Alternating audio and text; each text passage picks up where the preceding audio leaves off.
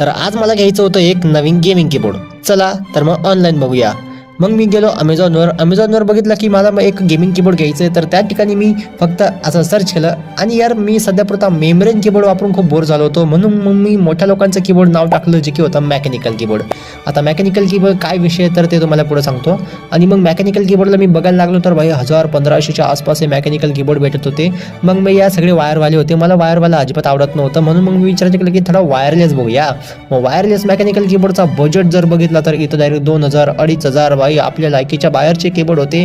मग मी विचार केला की चला यार नाशिकमध्ये थोडंसं घुमून फिरूया, तिकडे बघूया की कीबोर्डचं काय भाव येतात. मग मला भेटलं हे वालं माझ्या बजेटमध्ये बसणारं मेकॅनिकल गेमिंग कीबोर्ड इंटेक्स. आणि यार मनामध्ये विचार आला की यार भाई इंटेक्स कंपनी तर भारतामधनं कधीची गायब झाली, मग हा काय विषय. मग मी गेलो भाई परत गुगलला इंटेक्स कंपनीची वेबसाईट सर्च केली आणि भाई तिकडं बघून तर मी शॉकच झालो. इंटेक्स कंपनी मोबाईलमध्ये जरून गायब झाली असेल ना, पण ती बाकीच्या ॲसेसरीजमध्ये म्हणजे कम्प्युटर रिलेटेड गोष्टींमध्ये तिने कमबॅक केलेला आहे.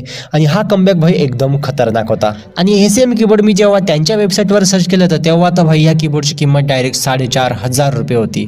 मग तिकडनं गेलो मी परत अमेझॉनला आणि अमेझॉनला गेल्यावर परत मी हेच कीबोर्ड तिकडं सर्च केलं आणि या कीबोर्डची किंमत तिकडे होती 2000 रुपये. आणि मला कितीला पडलं हे मी तुम्हाला पुढे सांगतो. चला मग आता अनबॉक्स करूया.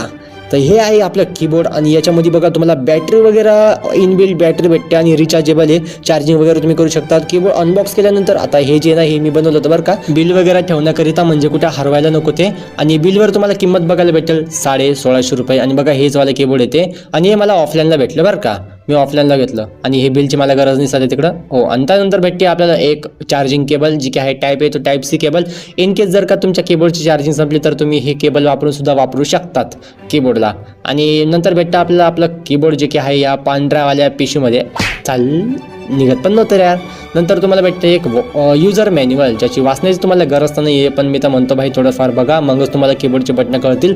मला पण आधी कळत नव्हतं.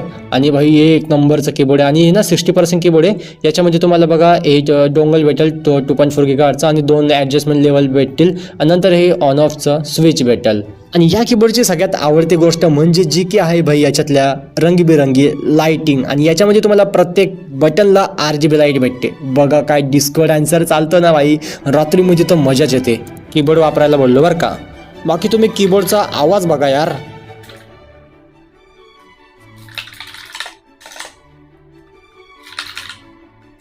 आणि जर का तुम्हाला पण कीबोर्ड घ्यायचं असेल तर इथं वरच्या बाजूला बघा हे कीबोर्डचं तुम्हाला चित्र बघायला भेटेल. व्ह्यू प्रोडक्टवर क्लिक करा आणि बाय करा. एकदम झकास नाही करावं हे कीबोर्ड.